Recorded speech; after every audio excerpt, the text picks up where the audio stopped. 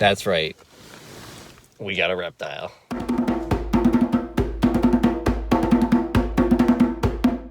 Hey guys, I'm Matt. Welcome back to Matt Keeps Fish, or welcome if it's your first time. Glad you're here. We have a lot to talk about, including the little guy in there, so we'll just jump right into it. Guy in there, name's Anakin because he's missing a hand, which is why I got him for free. He's a brown anole, or a Bahaman Anole, and he is my first reptile, which is pretty cool. I was pretty nervous about getting a reptile at first, but now that I have it, it's like, okay, heat, the right kind of lighting, a little place to sleep. It's basically the same as any other enclosured reptile. Like, apart from tropical conditions, it's basically a hamster. And of course, live food, and there's a few other things, I guess, that differ it from a hamster, maybe slightly, but it's not as hard as I thought it would be to take care of. I am having some, like I got to get into the rhythm of now I got to mist this guy. I'm going to have to change the bulbs every few months, stuff like that. Feeding, I'm finding particularly difficult. Not because I don't like handling insects. I love handling insects. But whenever I go to the store, which is quite a ways away for me, especially in the winter, it's a bit problematic bringing crickets back and making sure that they survive the journey, because crickets don't really like cold. So by the time they get back, they're either frozen and need to be thawed out, or they're frozen and they can't be thawed out because they're dead and there's no coming back from it. He is, of course, going in the 75 gallon, like you already know. He's going to get a bunch more friends in there. Don't know if it's going to be greens or browns, kind of back and forth with that, because the greens will change to brown anyway under the right conditions. I am trying to tame him. It's, it's not something that's recommended because they're a very small lizard that can get lost very easily, and they are very fast. So it's not like a crested gecko or a ball python. Ball python, hopefully, in the future of this channel, because they're so cool. They're so cool. But as with the anole, not really going to stay on my shoulder. And if he does, he's going to stay there for just a few seconds before he's off to the next target. So I am still trying to get some handling time in with them, but honestly, it doesn't really matter. He's going to be in the 75 gallon full time anyways. There is a lot going on with the 75 gallon, but that's the big piece of the pie I will save till the end of the video. Next up, we'll talk about Hope's Cherry Shrimp Aquarium, which is doing very nice. She's kind of rearranging stuff. She's always adding new things, like a pineapple. It is cute, actually. It is pretty cute, and because it's the only unnatural thing in there, it kind of works. It stands out in a cute kind of way. It's not like it's on yellow gravel with like bright pink decorations and stuff like that. I think it looks good. As far as pineapples go, that's the way it should be done. The livestock she has in there are doing really well.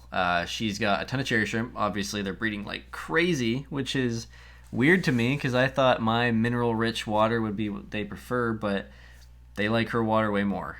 They're producing like this black-blue cherry shrimp, which is pretty cool. There's a little bit of orange, a little bit of reds in there. She's still trying to figure out what color she wants to breed out, but the Kuliloches, I don't know if you can tell, but they're not in her tank anymore.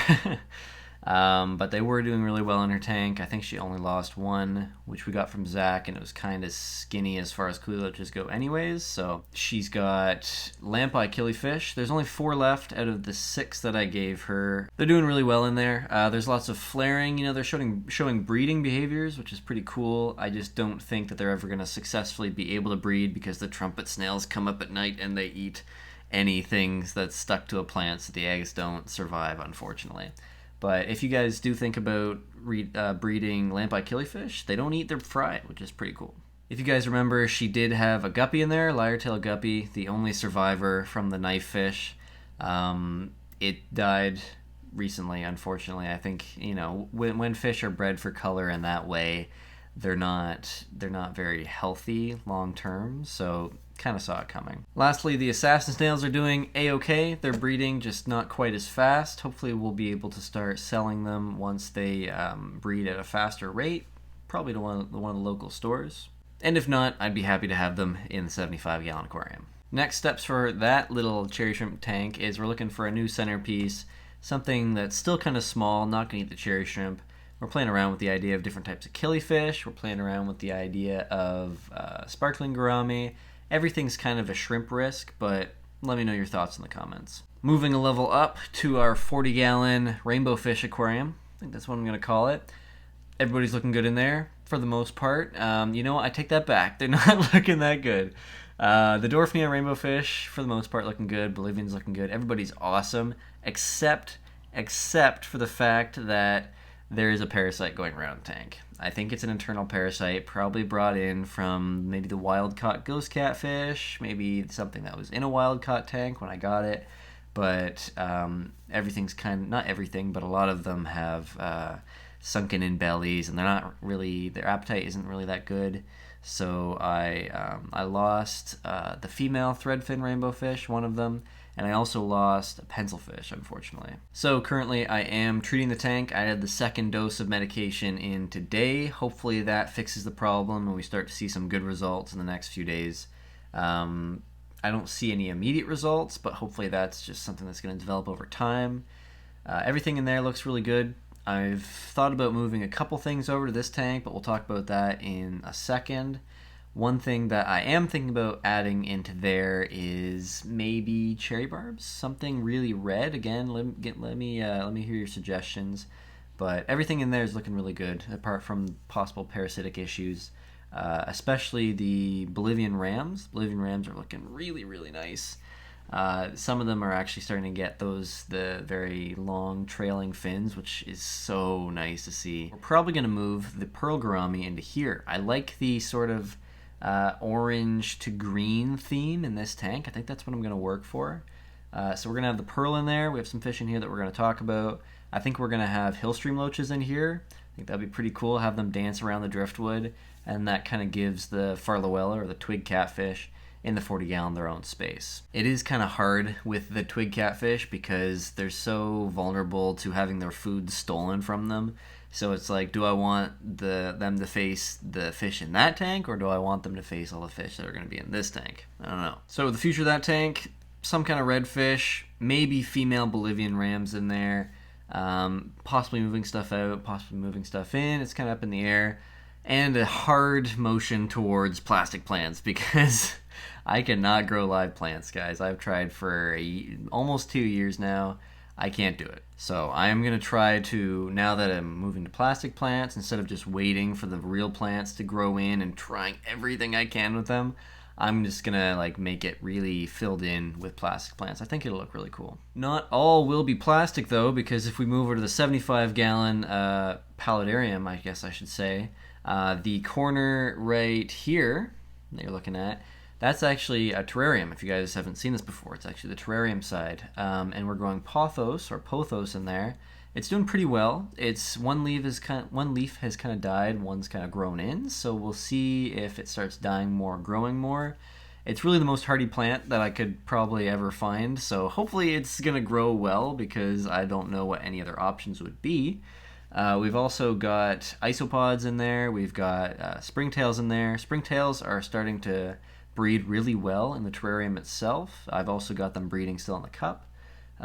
Isopods, maybe not so much. I haven't seen them crawling around in the terrarium, and honestly they're not breeding that much in the cup, so I'm not sure what to do about that. Also, like I told you guys it would, the big 50-gallon section of water, or whatever it is raising the humidity and keeping it high. So really happy to see that. It's going to keep it nice and humid for when the anoles go in there. Love to see that. On to the 50-gallon section. You can see that there's kind of a bridge area going over top of it. That's going to be for the anoles. They can swim. They're not going to drown, don't worry. They kind of swim like a crocodile, which hopefully we can catch on camera at some point. And unlike the fire-bellied toads, which we were thinking about as well, they're not going to go after my fish, and fire-bellied toads would have gone after my fish. So with these guys, they're small enough that they're not going to want to go after them, and they don't really choose to swim anyways. Before we get on to the meat and potatoes, in the 75, one last thing, little corner off to that side, it's got the last little red plastic plant there. It's got a shell in there. It's got some stones in there. Looks kind of cute, you know. It's not going to be anything big in that corner. I am going to breed some pink ram's horn snails in there, selectively breed them. The not so great ones are going to go into the 40-gallon, which I just remembered is going to have zebra loaches in it. That's probably going to be a lot worse for the twig catfish. But anyways, little snail project. Also, all of Hope's kind of not so colorful shrimp are going to go in there just because I want her to get a really cool color, and you can only do that by singling them out. What you guys have been waiting for, what is going on with that huge 4-foot 50-gallon section full of water? We have 18 Harlequin rasboras. I picked them up off of Kijiji just a few days ago, just as I was coming back from work. Super good deal. The price probably won't transfer to wherever you're living, so I won't even try. But good price on them. 18 rasboras. That's insane. I love the way they look in a school. They look so good in a school. I love the color scheme. They've got a little bit of orange, a lot of brown, that black kind of triangle in the middle looks really good. I just love the motion of these guys. It's exactly what I wanted for this tank. We also have a small culture of Daphnia that's living in that Paludarium. I'm guessing it came off of the driftwood. It's doing pretty well in the corner, pestering the snails a little bit. Hopefully that doesn't become a problem. But the Harlequin rasboras love to eat them, so definitely not a problem in the big section. On the bottom, we've got some clay things. You know, it's kind of cluttered. I just kind of threw in some decorations to make the coolie loaches feel safe, because we do have coolie loaches in there. We've got, I don't even remember. I think we have 7. Not quite sure on that.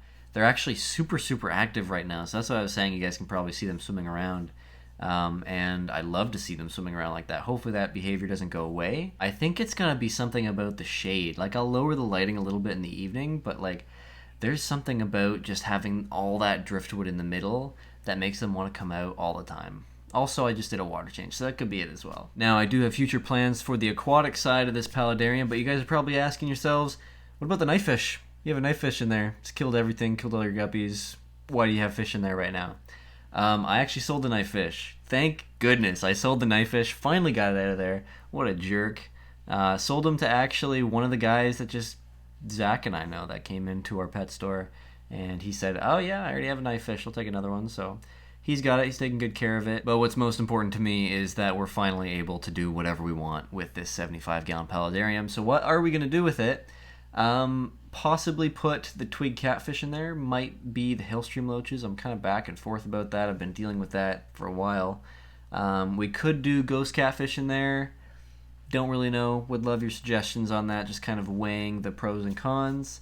Definitely going to do corridors in there. Was going to do Bolivian rams. Bolivian rams look way better on a dark background. So we're going to have corridors in there. We're going to have a rainbow cichlid. Possibly. The pearl gourami, like I said, and I'm thinking maybe we'll try another flower shrimp in there. Who knows? Because they do crawl around on the land, which is how my last one died, unfortunately. But I'm wondering if it would appreciate being able to crawl around on land inside the tank. So there is still a lot of work to do on this aquarium and the others. So if you guys don't want to miss out on all the cool new updates, care guides, vlogs, stuff like that, make sure you subscribe. If you like this video, make sure you leave it a like. And I will see you guys next Sunday.